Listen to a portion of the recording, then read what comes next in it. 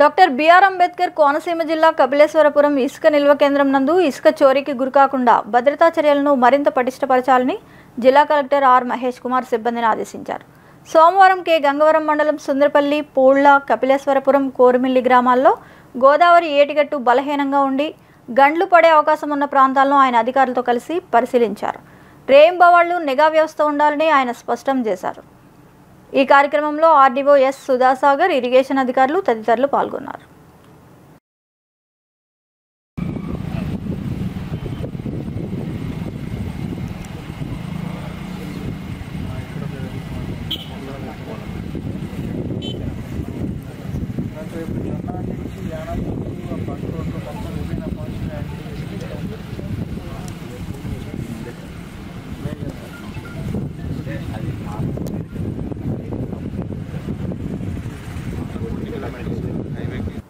మరిన్ని అప్డేట్స్ కోసం please subscribe our channel VST news.